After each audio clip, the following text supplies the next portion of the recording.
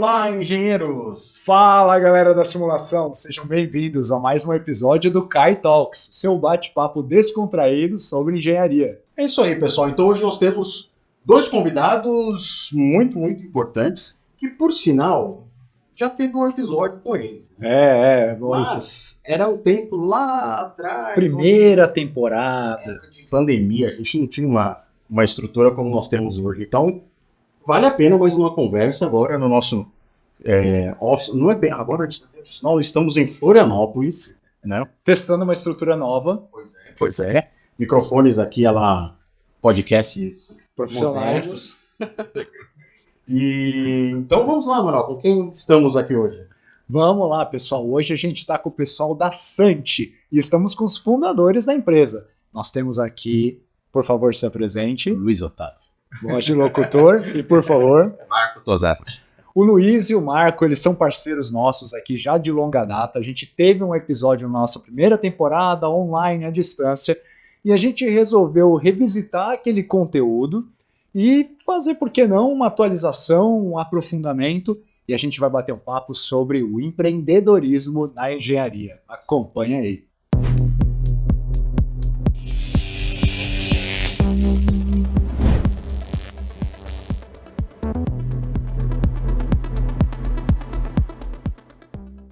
Pessoal, então para a gente começar aqui o nosso bate-papo, eu gostaria que vocês se apresentassem, falem um pouquinho aqui resumido da experiência de vocês sobre a empresa e a gente continua aqui o nosso inquérito policial. Boa. Primeiros mais velhos, pode ir? Vai lá. Boa. Bom, primeiro, Thiago, Amaral, E3S, obrigado aí pela oportunidade da gente estar trocando essa ideia. Como parceiros aí da operação, né, de canais, para a gente é muito importante a parceria e também por fazer parte das iniciativas junto com vocês. Sou o Luiz Otávio, sócio fundador da Sant, atualmente na cadeira de responsável comercial.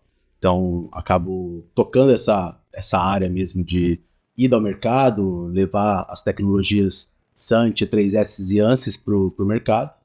E, enfim, sou engenheiro mecânico, sou técnico, vamos dizer assim, de engenharia, e por questões das escolhas aí na vida, a direção do empreendedorismo, acabou que a gente decidiu por essa carreira mais comercial, de mercado, enfim, e, claro, ainda na engenharia, né, no dia a dia com os clientes, a gente desenvolve muita conversa técnica, né, para poder levar soluções, mas atualmente essa é minha apresentação aí para poder trazer para o podcast.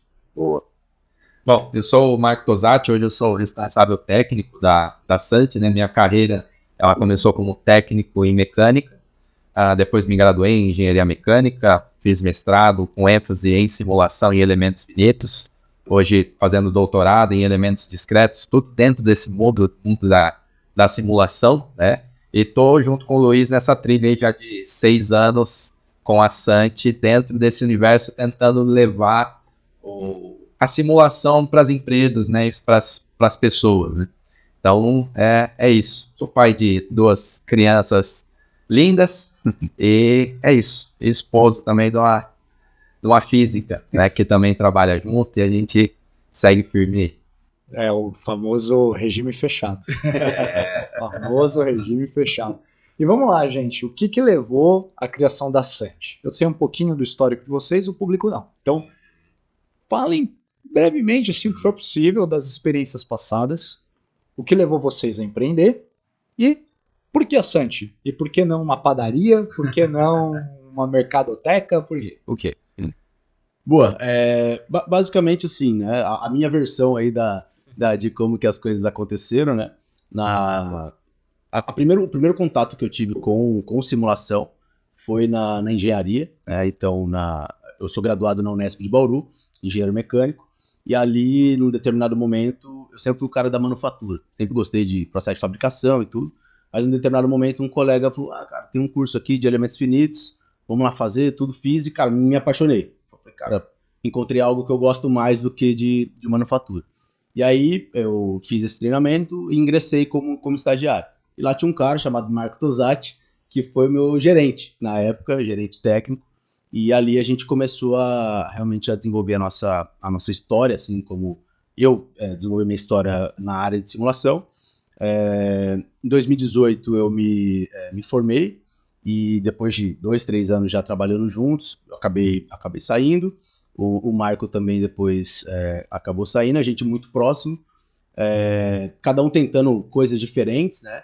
Mas sempre juntos, etc. Até que num bom e velho churrasco, a gente conversando, cara, como que a gente pode se juntar, fazer aquilo que a gente sabe? Pô, eu sei calcular, eu sei fazer as coisas funcionarem, ficar de pé, como que a gente se une para poder fazer os trabalhos que a gente fazia. Mas a Sant no início, principalmente, tinha um viés de pesquisa e desenvolvimento. A gente queria ter uma empresa para poder desenvolver produtos, tecnologia e tudo mais, mas na época faltava cascalho, né, de poder investir e tudo, e a gente foi buscando algumas formas. FAPESP, PIBIC, essas iniciativas que tem para poder desenvolver a empresa. Então, ali entre 2018 e 2019, que é quando a gente realmente fala, cara, vamos empreender, né? Foi mais ou menos esse período e a gente tinha esse viés, acabou mudando um pouquinho, a gente foi pivotando ao longo dos tempos, mas basicamente a minha versão da história é essa daí, do início aí da Sant, tá? Precisamos ouvir o outro lado. Mas eu acho que é por aí.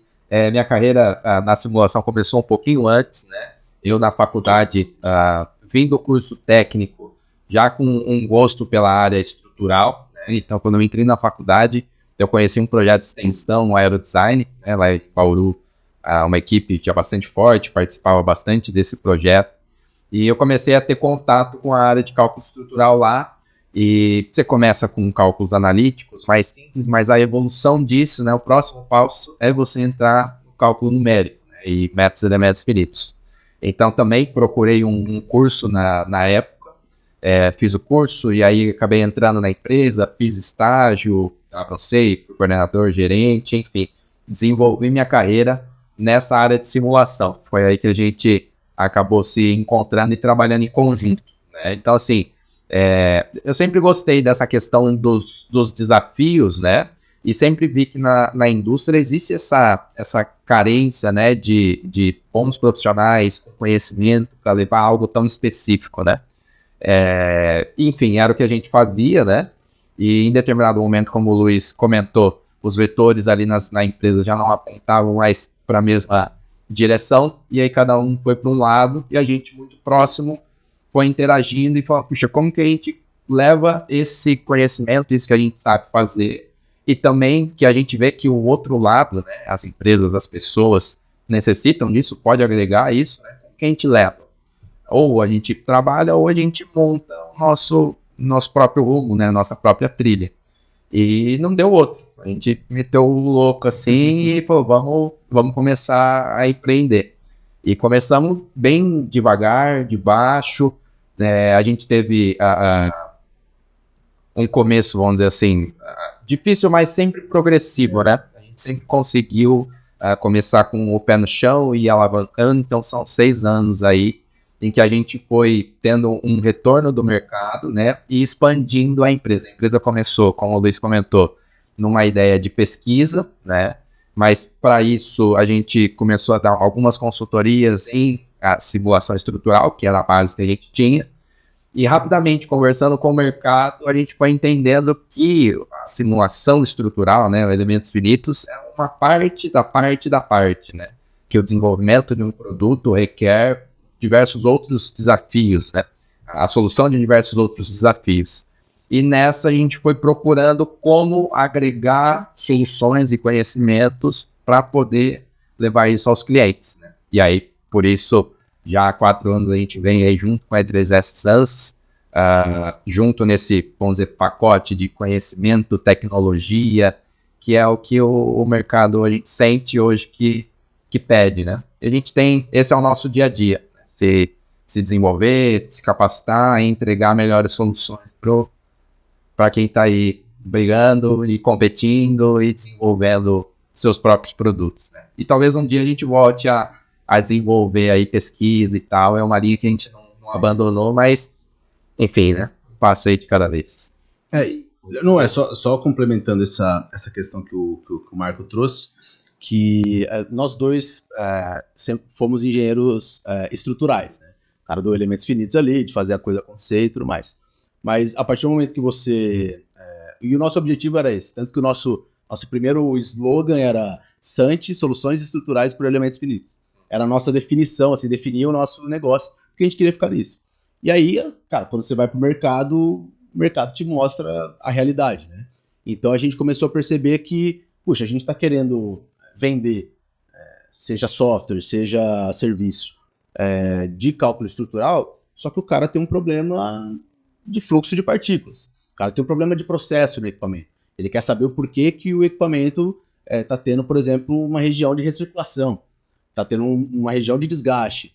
Puxa, o elementos finitos é posterior a isso, né? Então, a partir disso a gente começou a perceber, puxa, será que a gente não está limitando a nossa solução para o que o mercado precisa?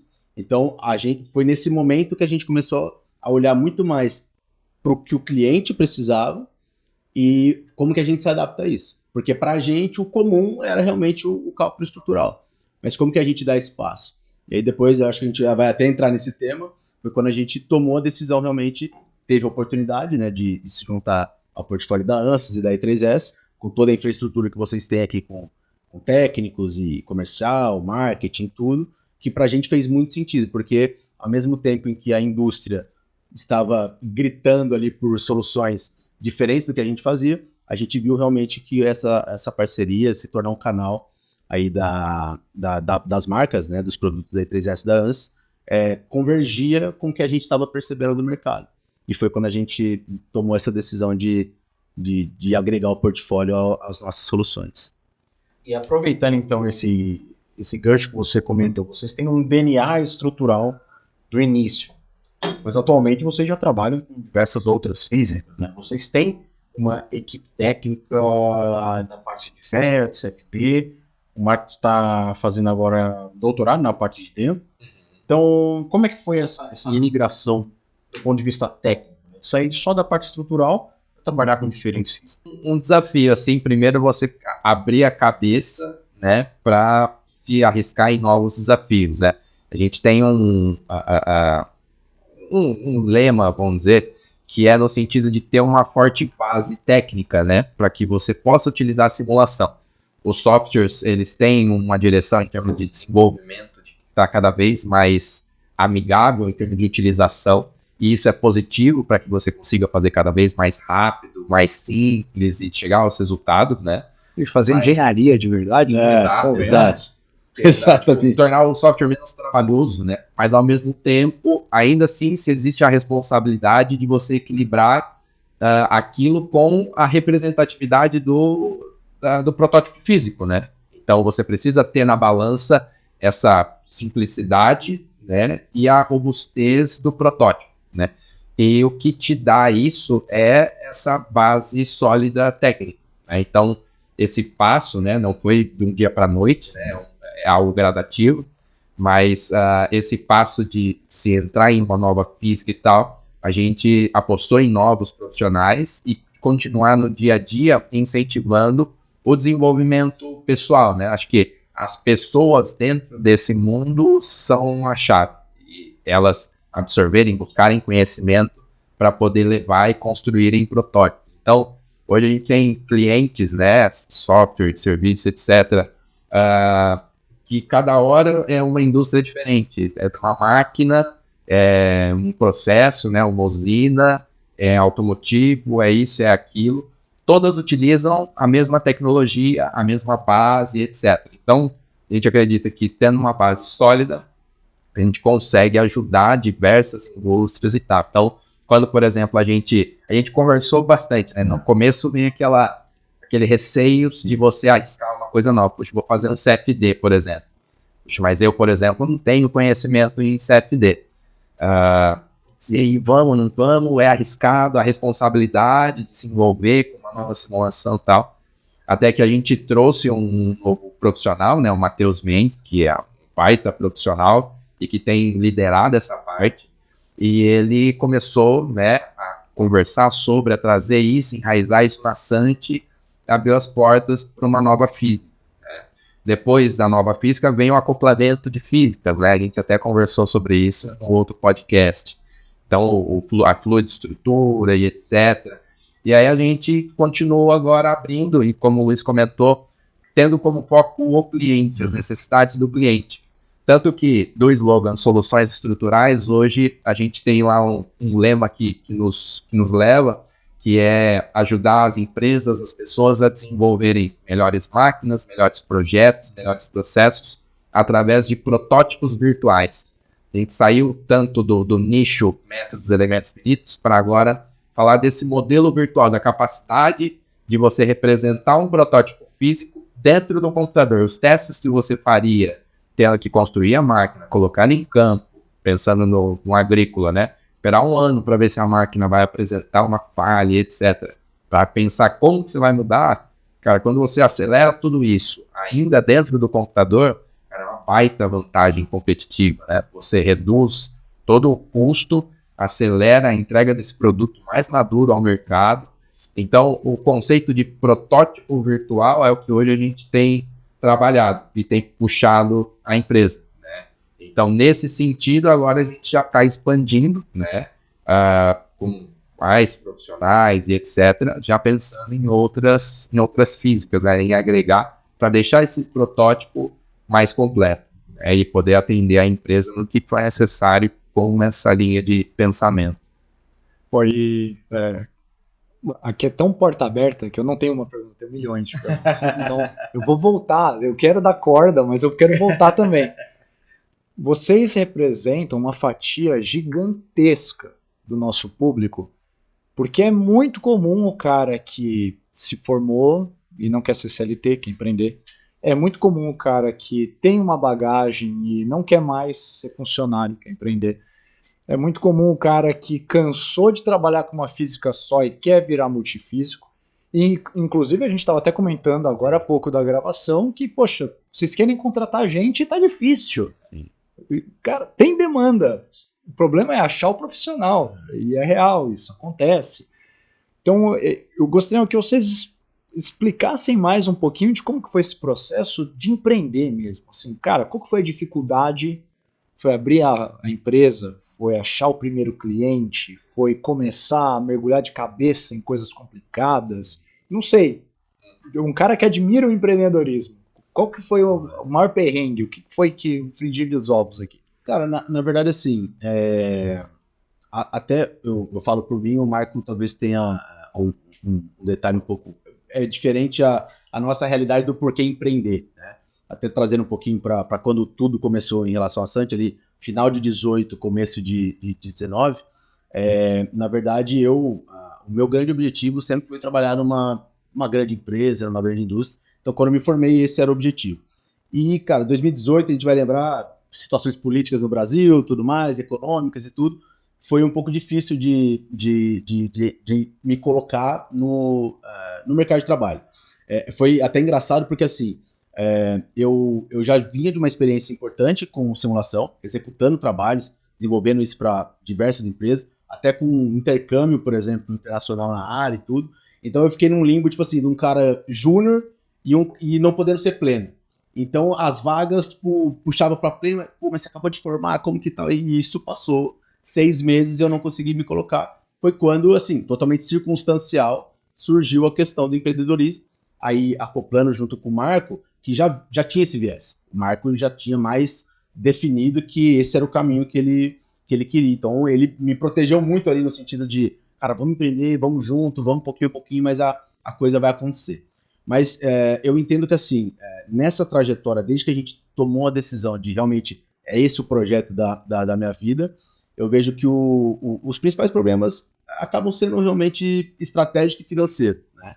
De você realmente conseguir ali, puxa, o que a gente vai entregar, como que a gente vai entregar e assim por diante. Até o começo da história da Santi, quando a gente anunciou que tinha Santi, diversas pessoas que a gente já tinha relacionamento no mercado, cara, como assim? Você tô com uma empresa, não sei o que, cara, vem aqui e a coisa aconteceu. Então a gente, nos primeiros 4, 5 meses da empresa, cara, vendeu alguns projetos ali de simulação. Cara, se é esse o ritmo, vamos embora.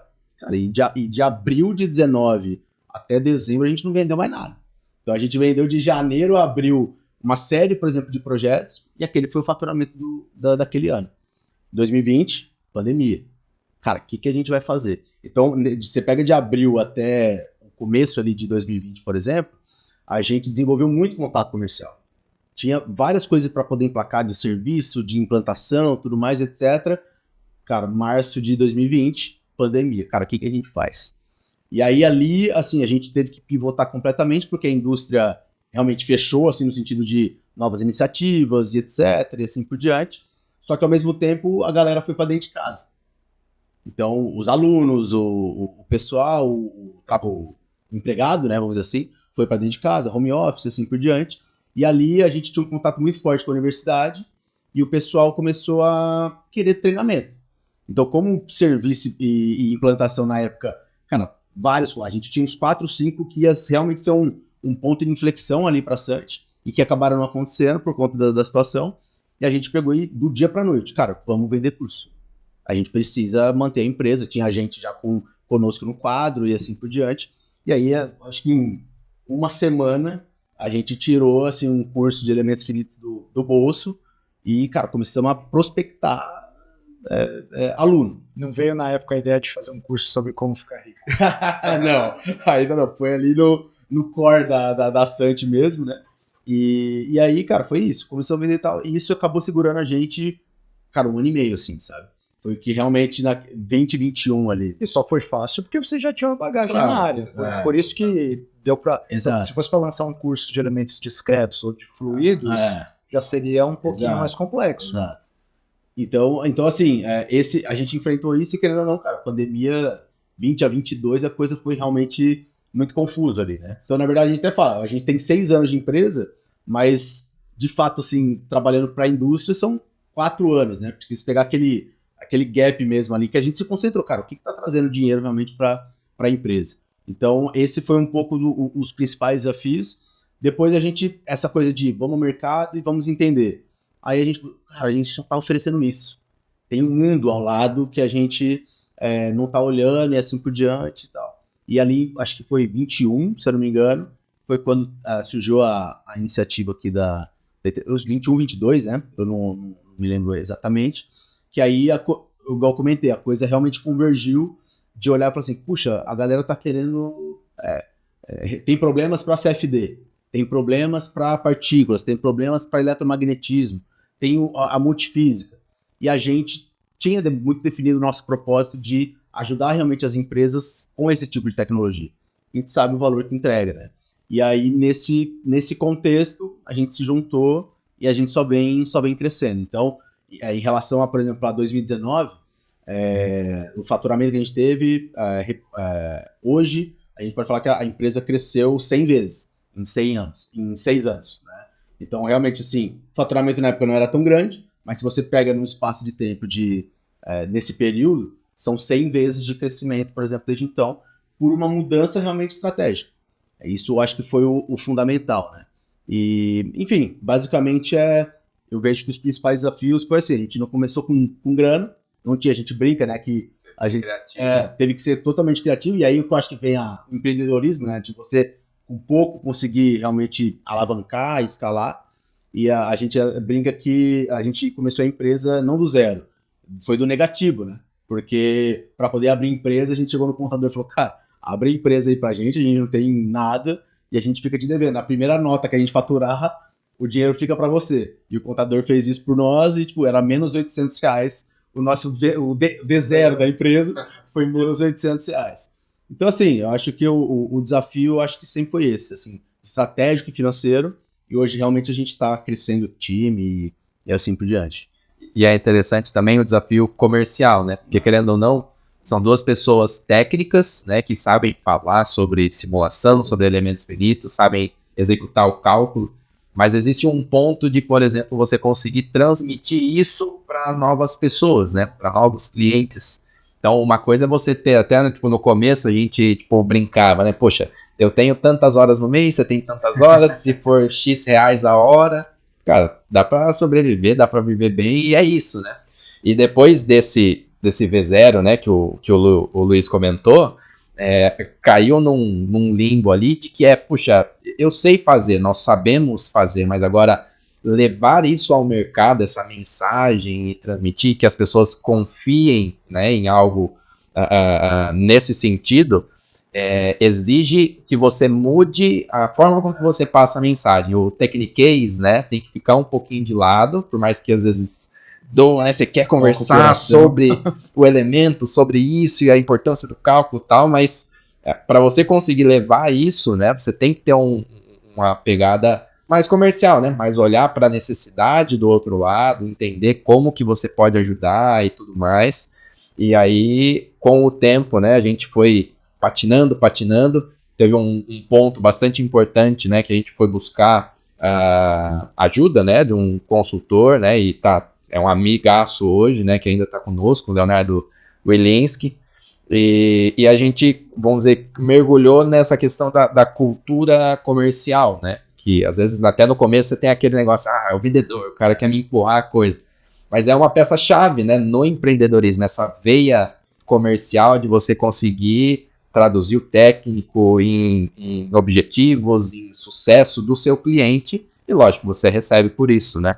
Então foi um ponto também que a gente precisou de uma atração, de quebrar algumas barreiras, né, internas, só de falar do técnico, mas que, enfim, né, a gente ainda continua tentando superar, mas é um desafio constante, né, de qualquer negócio. E a gente está falando aqui de empreendedorismo, mas eu gostaria de nichar um pouquinho mais, que é a parte do empreendedorismo no ramo da simulação computacional na engenharia. Então, quando a gente fala, por exemplo, vou abrir uma empresa sobre simulação computacional na região da Grande São Paulo ou de São José dos Campos, a gente tem empresas, diversas empresas, no setor aeronáutico, setor espacial, setor automotivo, onde a simulação computacional já é uma ferramenta bastante consolidada. Mas aí vocês saíram desse nicho e estão lá em Bauru. Né? Então, como é que foi? Porque Bauru já é uma região diferente, tem ali um setor agro mais forte, talvez uma parte da indústria química também mais forte.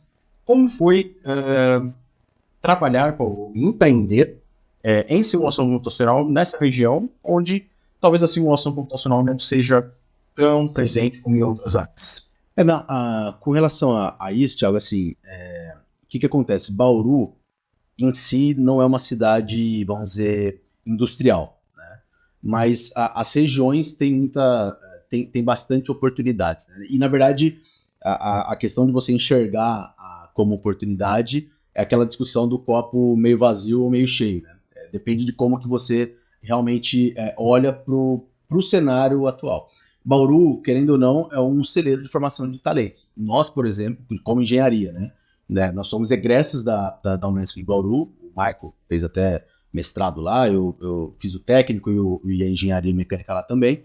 E então ali formam-se talentos importantes. E vocês sabem, para recrutar, por exemplo, é complicado. Então a decisão de Bauru, acho que são duas questões. Nós somos de lá e também essa questão da formação de talentos. Isso nos ajuda. Acho que 90% das pessoas que passaram pela Santos, inclusive nós, somos de lá. Mas olhando um pouco para a oportunidade, né? Ao redor ali da Santos, a gente tem muito mercado, por exemplo, de processos. Então você pega usinas sucrocoleiras. Os usineiros, exatamente. Máquinas e implementos agrícolas. Então, as empresas mais fortes nacionais, por exemplo, de máquinas e implementos agrícolas, estão a 150, 200 quilômetros da Santos.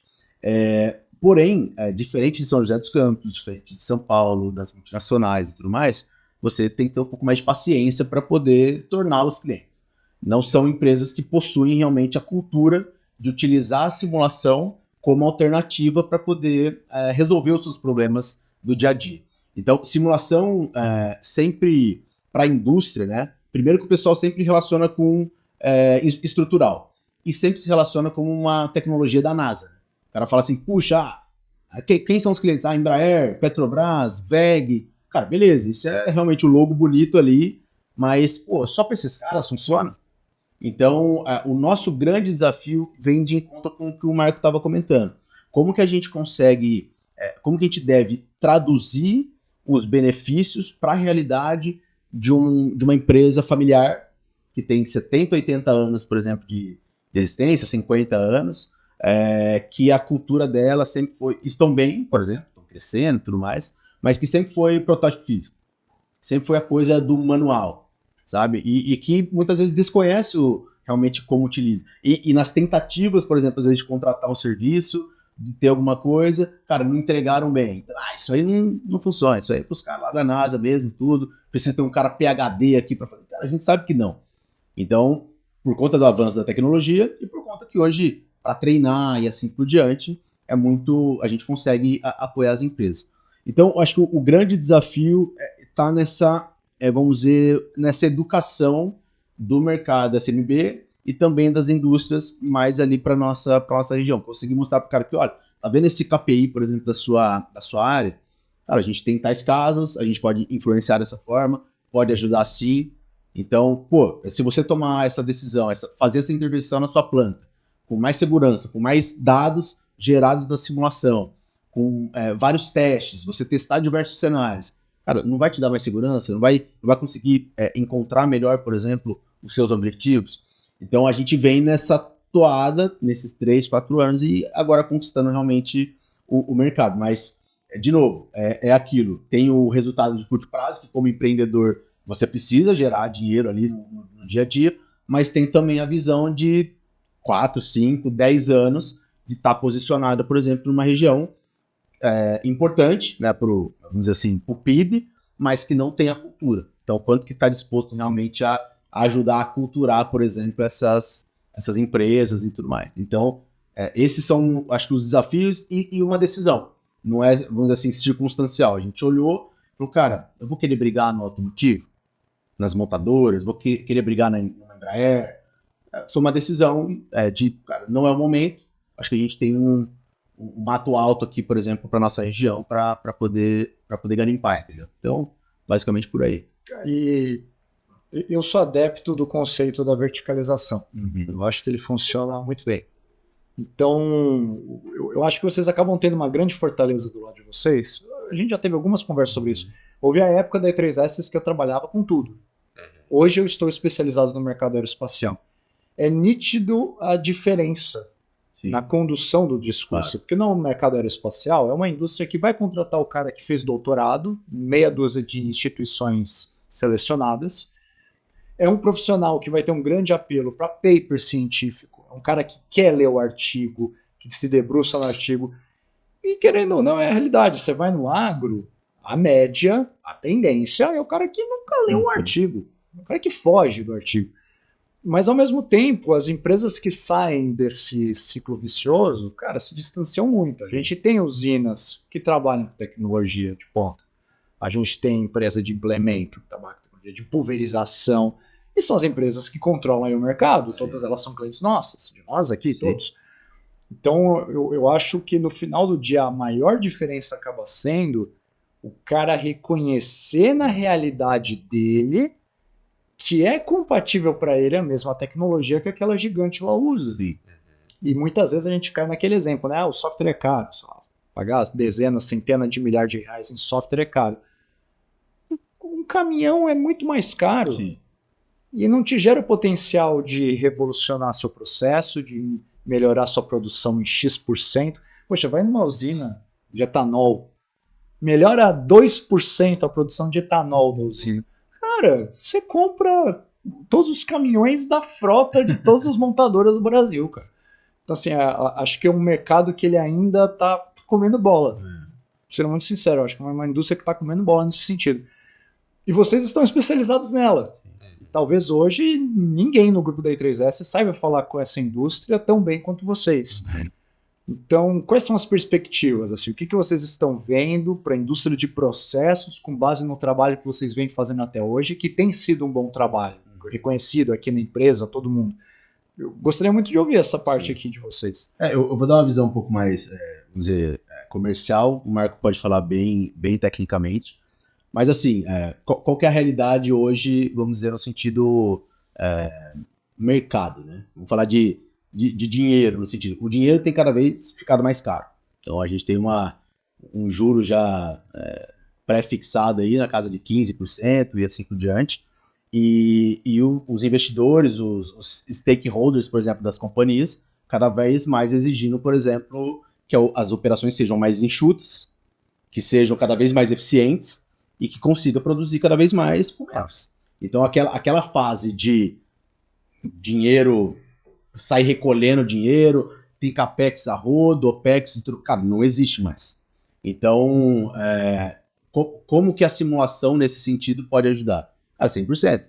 Um dos nossos desafios que a gente tem é conseguir levar uma tecnologia que foi desenvolvida para empresas de desenvolvimento de produtos para uma indústria de processo. Então, quando a gente leva e mostra para a pessoa, poxa, mas, cara, eu entendo que a Embraer utiliza, mas a Embraer desenvolve produto. Os caras têm dinheiro a rodo para P&D. Cara, não é nossa... Cara, mas você não tem... E se eu ajudar 1% no seu processo? E se eu reduzir tantas falhas? E se eu aumentar a disponibilidade, por exemplo, do seu equipamento? Você vai, por exemplo, na confiabilidade das usinas, por exemplo, os caras falam de segurança.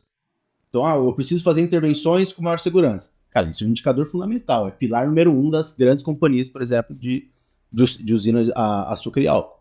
Eu preciso aumentar a disponibilidade do equipamento. O que é isso?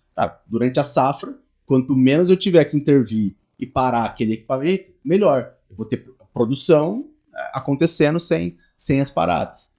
Poxa, com a simulação, você consegue criar um modelo, entender como que as cargas e o processo está acontecendo, para que você possa tomar melhores decisões a partir daquilo. Cara, será que se eu operar 85% não é melhor do que eu operar 100% e ficar 2, 3 dias parado? Então, são decisões de engenharia que para o dia a dia de processo é muito relevante. E, de novo, num cenário em que o dinheiro está caro, em que a eficiência cada vez é mais necessária, e que você não tem o dinheiro de capex, por exemplo, para trocar toda a infraestrutura, por exemplo, da sua usina, cara, você precisa entender que existem alternativas, como a simulação, como os protótipos virtuais, para se ter internamente, por exemplo, para poder entregar esses indicadores. Então, assim, a gente acredita na tese de que existe realmente um oceano azul para poder trabalhar. E a gente acredita tanto nisso que a gente hoje tem engenheiro que a gente trouxe de dentro das usinas sucroalcooleiras que fazia um pouco disso e que hoje, cara, você vai conversar com essa indústria, tecnicamente falando. Então, assim, em termos de oportunidades, tanto para nós como para esses grupos, eu vejo grandes oportunidades por conta do cenário. Dinheiro caro, de pouco disponível e uma necessidade de aumentar a eficiência de forma bem significativa. Tecnicamente, existe muita oportunidade, né, para você tratar. Desde, tipo, um eixo que quebra, desgaste excessivo, e você tem cenários que, por exemplo, você dá manutenção no mesmo componente, tipo, a cada tantos meses, e o erro continua, a falha continua, e é difícil, às vezes, você conseguir identificar e propor uma solução, né? Às vezes, sei lá, começa a trincar, você solda uma chapa, e daqui a pouco a chapa que você soldou começa a trincar por volta da chapa. Então, assim, a tomada de decisão, né, como você comentou também, ela é bastante relevante. E é tudo para ontem, né? Você não pode ficar tempo parado. Então, a simulação, ela ajuda muito, seja no estrutural, seja na parte de fluidos, seja na parte térmica, todas, eu acho que de cabo a rabo, né? Desde da chegada da cana, por exemplo, na usina, até sair o álcool, o açúcar, você tem oportunidades técnicas de posicionamento de sensores, de prever, tipo, puxa, tá falhando. Como que eu tomo uma atitude sobre aquela falha para que eu faça isso uma vez, não tenha uma reincidência. Que existe bastante reincidência em problemas, né, dentro desse ambiente sucroalcooleiro. Ou melhorias, né, puxa, eu já tenho um processo, como que eu escolho a posição melhor de um sensor para poder controlar melhor meu processo, como que eu mudo o fluxo, etc. Tudo isso agrega demais, né? Seja em falhas, seja em novas oportunidades. E tecnicamente hoje a solução ela já é bastante robusta para representar tudo isso, né? Para representar fluidos, para representar problemas mecânicos, vibração e etc. Mas é aquilo, hoje já existe a forma com que é feita, né? A forma prática, física, do para ontem, que às vezes nos passa uma ideia de que tipo, é mais rápido eu ir lá e fazer e pronto. Agora, quando você olha num todo, né, colocando na ponta do lápis, o quanto de dinheiro você perde, etc., que hoje você já não pode se dar a esse luxo, a simulação ela é uma alternativa bastante viável, né, para contornar isso e te botar no caminho da eficiência, da segurança e coisas nesse sentido. Só, por exemplo, você pega toda usina tem caldeira, né? Não tem jeito. Cara, se quem ali gere, por exemplo, a usina, pensar, cara, existe alguma alternativa para eu melhorar 0,5%, por exemplo, da entrega de vapor para linha, por exemplo? Existe como eu fazer isso? Cara, qual que é o impacto de 0,5%, 1% de eficiência e vamos dizer, na tonelagem de vapor ali, por exemplo, para linha? Cara, é absurdo. E hoje, como que se faz? Tem a entre-safra, o cara olha lá e fala assim, vamos mudar isso, vamos mudar aquilo, tudo mais. Cara, será que essa é a melhor decisão? Será que se eu colocar uma maleta aqui, se eu colocar mudar uma geometria, essa é a melhor opção? Então, assim, de novo, esse estudo, o pessoal já faz intervenções ao longo do ano. Por que essas intervenções não podem ser mais engenheiradas? No sentido não de agregar complexidade, mas de agregar realmente tomada de decisão com mais critério. E você, puxa, o Amaral, o Thiago, o Luiz e o Marco, cada um sugeriu uma alternativa para a caldeira. Qual que é a melhor? Cara, não é porque o Thiago tem um cargo maior, tem mais experiência, que necessariamente precisa ser a decisão dele. Cara, vamos testar as 4. Se a do Thiago for a melhor, ótimo. Mas se a do Amaral entregar viabilidade tanto técnica, de execução e econômica, cara, por que não? Então, esse é o ponto. Essa coisa de você conseguir simular cenários, testar diferentes casos, materiais, dados operacionais, vazão, pressão e tudo mais, geométricos, é muito rápido com a simulação. E com muito menos risco. O cara, de novo, as usinas já fazem intervenções. Só que hoje fazem intervenções sim. O cara vai lá e muda isso. Cara, mas por quê? Fulano mandou. Cara, de novo, a gente entende que isso está acontecendo, precisa mudar. E a gente entende que a alternativa com a simulação é barato, eficiente e com resultado de curto prazo. Um ponto interessante, né? Porque a usina gera o etanol, que vai ser utilizado principalmente por combustível para veículos.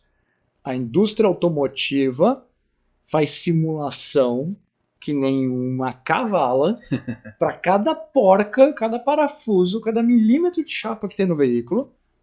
E a indústria que fornece um insumo essencial para essa existir está para trás. Sim. E você começa a ver toda a cadeia. E ao mesmo tempo, ao trabalhar com a indústria, eu vejo empresas que trabalham bastante com simulação para fazer tecnologia de plantio, para você colocar 1 grão de cada vez, um espaço adequado, com a distância apropriada, 1 grão por vez, para os 2 grãos não germinarem e competirem por recurso.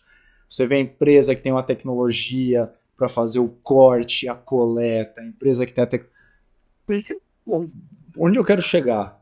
Apesar da gente ter essa visão da indústria aeroespacial, eu trabalho muito com ela, me parece que a indústria aeroespacial está mais próximo do potencial dela do que o agro. A hora que a gente começar a ter nesse país um êxodo dos nerdolas, dos papers, saindo da indústria aeroespacial e começar a aplicar essa realidade no agro, com o potencial que a gente tem de exportar alimento para o mundo inteiro, E já segura o nosso PIB, né? que é o que sustenta o Brasil, é o agro, cara, vai atropelar, vai afetar muito. Então, assim, eu acho que vocês estão sendo um agente muito interessante de nuclear e acelerar esse movimento, mas também que vocês estão no setor certo para estourar com o balão aí daqui a pouco. Então, é interessante ver esse movimento. Essa é a tese. Essa é a nossa tese de negócio aí para os próximos 5, 10 anos, pelo menos. Eu acho que muito mais, inclusive. Mas é cultural, né? Pega tipo, a aeroespacial, a indústria naval, a simulação é quase que vida ou morte. É mandatório. Né? Você vai fazer tipo, um avião, né? E como que você testa um avião, né? Voando, não deu certo, vou fazer outro. Então, assim, desde cedo, na verdade, a simulação, ela meio que Elementos Finitos nasceu dentro dessa indústria, né? Lá em 1900 1940, depois foi desenvolvido os softwares e tal, veio o computador. Mas você pega o agro, por exemplo, né? A história também do próprio agro, de você, é bem fácil você, começou lá com ferramentas manuais, e aí agora você não produz só para sua família, você vai produzir para sua comunidade. Então agora eu preciso de uma máquina de tração animal, mas é sempre o protótipo físico, que quebrou, você vai lá, conserta, remenda e coloca para funcionar. O agro tem muito do equipamento robusto, né, pesado e passa força, essa ideia de que não quebra e tal. Então, vem um pouco atrás em termos da necessidade de você aplicar mais tecnologia. A gente até faz um comparativo, né? Do mesmo jeito que no agro começou lá com ferramentas manuais, depois você aumenta um pouquinho o tamanho da ferramenta, passa a ser uma ferramenta de tração animal para poder preparar o solo. E aí, com a crescente demanda por alimento, você tem que produzir cada vez mais, ter mais eficiência, e aí você vai aumentando as máquinas, os tratores e etc, né? À medida que os equipamentos vão avançando, a forma produtiva, né, de como fabricar isso também avança. Então, antes você tinha equipamentos de madeira que você com um martelo, um serrote, um prego, você construía. E depois você começou a ir para a parte de metais e tal, você começa a ter ferramentas para isso. Hoje em dia, para você construir uma colheitadeira, por exemplo, são milhões, né, um equipamento desse. Então, CNC, máquina laser, existe um nível de precisão. Então, o equipamento avançou. A forma com que você constrói ele também avançou. A forma com que você cria ele é a tendência também de avançar, né? Antes é a ideia que vem da cabeça e vai direto para o papel. Você teve o invento lá do CAD, que foi uma baita de um avanço, mas que também teve a sua resistência para ser adotado. Tem empresa até hoje que, não tem o 3D, que tá lá no 2D, né, que, vamos dizer assim, digitalizou a prancheta, né, então ela não desenvolve com tecnologia, ela só digitalizou o que ela fazia à mão. Quando você está no 3D, é inegável as vantagens que você tem em termos de complexidade de montagem, etc. E a simulação, a gente entende, né, o protótipo virtual ter o 3D, que tenha a física, o comportamento, e você possa fazer o teste ali, é a mesma coisa, é o próximo passo, né, para essa indústria. A gente vê de você agregar também isso como uma ferramenta, como se você estivesse ali comprando um compasso para poder desenhar melhor, né? Então, você tem as pessoas capazes, e à medida que você vai aumentando os desafios, você tem que ter ferramentas mais poderosas para isso. Tem que ter um conhecimento, e isso passa diretamente aqui pela 3S, pela ANSYS, né, e todo o portfólio, que é poder, vamos dizer assim, munir para que você faça, né? Nenhum software vai fazer nenhum projeto maravilhoso sozinho. Você precisa ter a cabeça ali atrás. Mas é muito mais rápido você, de Florianópolis a São Paulo de carro do que ir a pé. Então, a ferramenta que você está comandando vai te ajudar a ir mais longe, mais rápido, né? Então, acho que é um pouco disso. Agora, você tem que conhecer, aceitar o desafio. Vou aprender a dirigir e subir naquilo, e você vai devagarzinho e tendo a ajuda, né? Todo um ambiente. E é isso que a gente tenta criar, e aí 3S também, de propiciar um ambiente de conhecimento, de suporte, de ferramenta, de tecnologia, para que as empresas sigam, né, e entrem de cabeça nisso. E eu acho que o agro está nessa linha. Já tem empresas que lideram, acho que todos os líderes de mercado utilizam. As outras, puxa, eu sempre fiz desse jeito e tal, mas é inegável a vantagem que se tem. E quando você compara uma empresa que faz simulação, faz projeto, e outra que não faz, que por enquanto uma está testando inúmeras versões ainda ali no computador, sem gastar nada de material, de tempo, e a outra que faz 2 protótipos no ano, arrisca pouco, porque, puxa, eu vou arriscar, e aí se der errado, eu vou ter que esperar a próxima safra para poder rodar. Cara, é discrepante o quanto essa vai avançar, né? Então, aos poucos, acho que tem enrolado assim, uma conscientização, e aí se adequar a isso e absorver essa tecnologia, esse é o futuro que a gente aposta. Que a gente... E eu acho que também um ponto aqui, né? Se a gente pega a própria indústria automotiva, que, igual você falou, é uma questão de Não existe indústria automotiva sem simulação. Mas lá atrás, talvez 50, 30 anos atrás, cara, produzia protótipo e tacava na parede, né? Era assim. Cara, não tem mais espaço para isso. E a gente entende que a pressão do mercado vai mostrar para os fabricantes de máquinas agrícolas que isso é necessário. Você pega hoje, por exemplo, um agricultor, ele é muito mais exigente, por exemplo, na questão do desempenho das máquinas, da performance e dos insumos dele. Você pega hoje o custo com combustível, com fertilizante e tudo mais, isso já representava boa parcela, por exemplo, do custo dele de produção. E, cara, disparou nos últimos anos. Então, o que o cara fala, cara, como que eu consumo menos combustível? O cara chega para você, Amaral, que é fabricante, e fala assim, cara, tô gastando tanto. Se você não me entregar um implemento na próxima safra que reduza 15%, 20%, que eu produza mais, aproveite melhor meu fertilizante, o meu grão, tudo mais, etc., cara, eu vou encostar a sua e comprar da China, que tá vindo a milhão, eu vou comprar da Índia, eu vou comprar da Europa, que esses caras já usam. Então, a gente acredita que a pressão do próprio cliente ali, do mercado, vai exigir isso. O mercado brasileiro do agro, de máquinas e implementos agrícolas, são 3 anos de quedas acima de 30%. Pô, mas, é para todo mundo. Cara, por que o trator do estrangeiro aumentou as vendas nos últimos anos? Por que aumentou, por exemplo, a compra de implementos internacionais? Enquanto a indústria brasileira não tá parada, tá em queda faz 3 anos acima de 30%. Então, de novo, é uma discussão para se ter, simulação é a explicação para tudo. Cara, eu entendo que pode ser.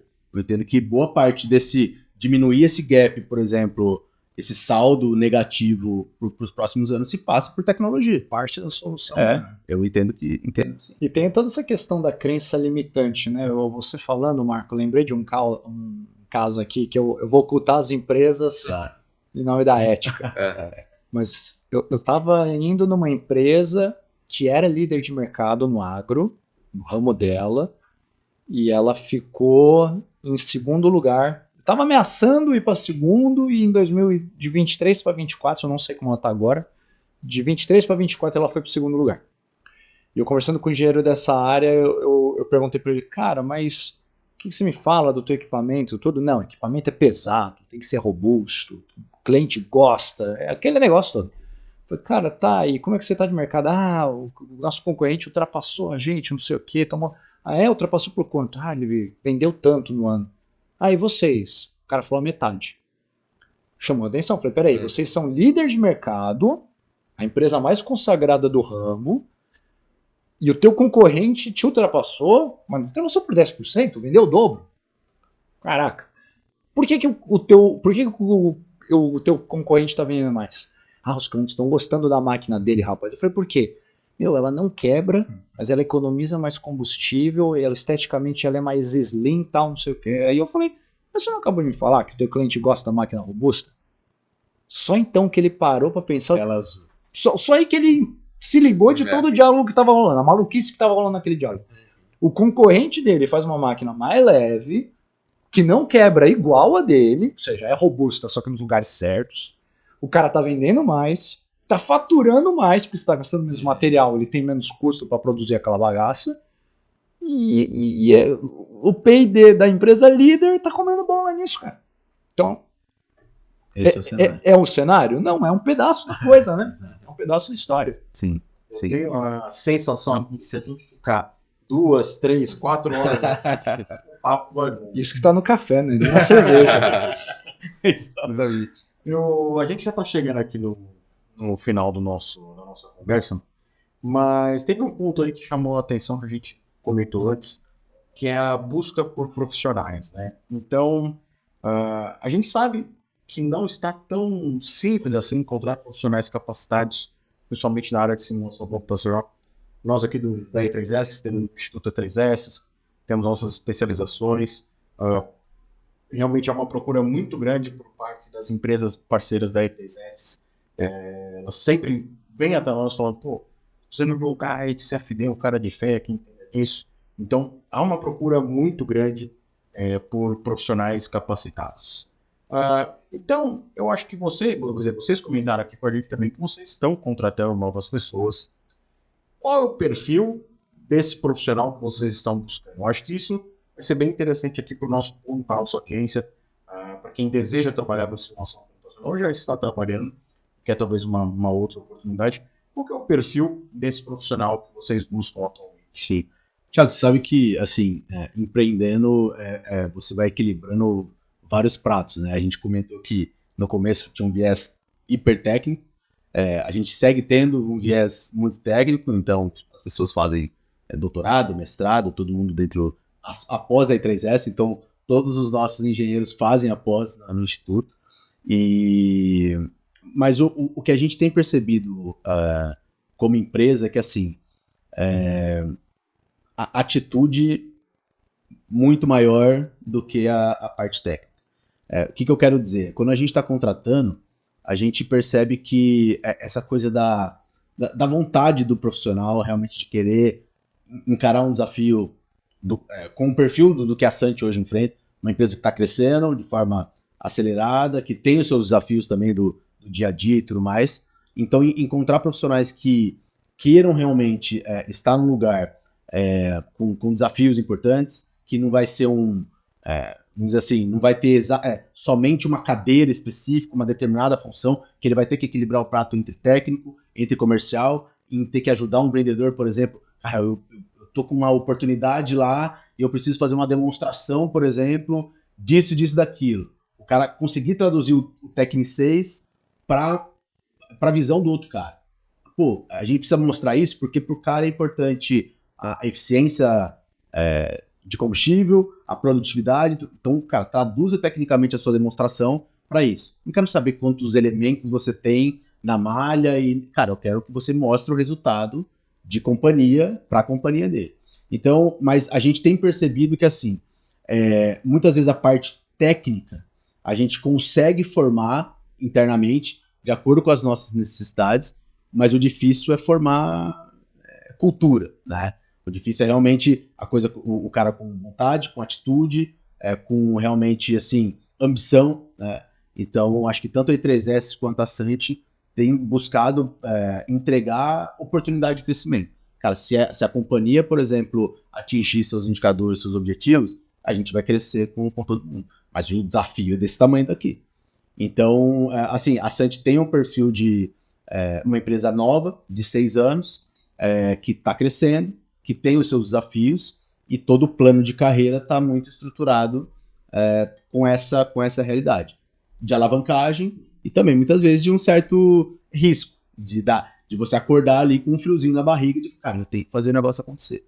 Então, eu diria, hoje a gente tem tentado realmente buscar muito mais soft skills para a gente poder treinar e capacitar tecnicamente, tanto comercial como também habilidades técnicas. É claro que existem demandas, por exemplo, que, cara, eu preciso de um engenheiro que já chegue jogando com CFD, como foi o caso, por exemplo, do Matheus, quando a gente trouxe ele, com o próprio Matheus Fantinati também, para trabalhar, por exemplo, para usinas. Existem esses casos, mas também existem os casos em que a gente pode formar, e que aí a habilidade como pessoa ali, atitude, faz muito mais sentido para a gente poder formar a parte técnica dentro de casa. Acho que a formação em T faz bastante sentido, né? Hoje, como foi a história da Sant, né?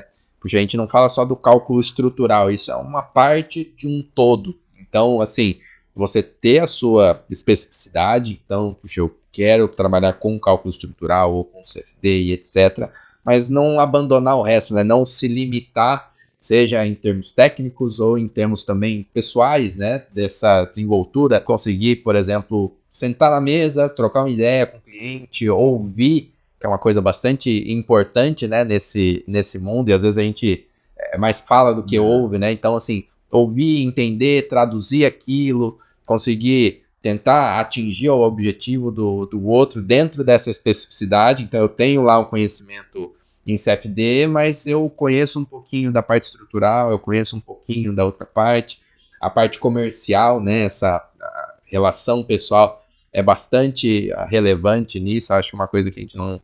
As pessoas em si às vezes negligenciam, né? Então, aquela coisa, puxa, eu vou ser o especialista e eu vou falar nisso e meu emprego está garantido. Acho que cada vez mais essa poder de você poder conversar, olho no olho, entender o outro lado, se expressar, acho que é válido, né? Então, assim, desenvolver, né, uma base a mínima, né, de todas essas soft skills e conhecer um pouquinho de tudo é bastante relevante, sem perder, lógico, o fio da meada ali, da onde você quer ser, assim, a pessoa, né, que é especialista e tal. Então, creio que é isso. O Instituto, né, vocês formam bastante gente, né, e o mercado carece, né, vamos dizer, essa curva que a gente aposta que vai acontecer de consumir simulação, depende de ter pessoas para poder liderar, sentar nessas cadeiras, desenvolver setores e etc. Então, o trabalho que vocês fazem como empresa é louvável.